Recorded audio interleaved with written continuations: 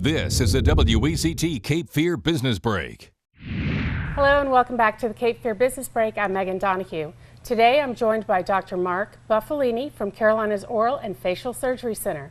Welcome back, Dr. Buffalini. How you doing? Doing well, thanks. What are we here to talk about today? We're going to talk about placement of immediate implants. Okay, and what is an immediate implant? Immediate implant is an implant placement procedure that occurs at the same time as a tooth extraction would. The benefit of an immediate implant placement is that it saves time and it helps mold the tissues into a more aesthetic look at a final restoration. Okay.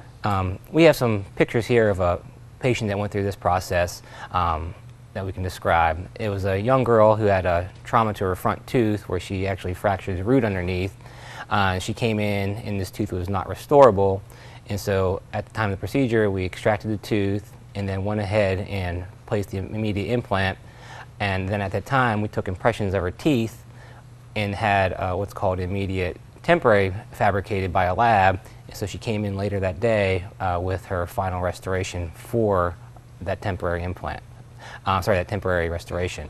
The restoration is a temporary, so it's not as durable as a final restoration, but it does allow to have an aesthetic appearance where the patient doesn't have to walk around with something removable and be self-conscious about that.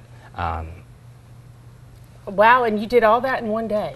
Yes, it was all one day. Patient came in the morning, went through the procedure, and then came back later in the afternoon for the placement of the restoration. Wow, and you can eat with that? Soft foods, but no direct chewing trauma on that restoration. Okay, thank you. Find out more about this by going to carolina-surgery.com. For more details, go to Health First on WECT.com.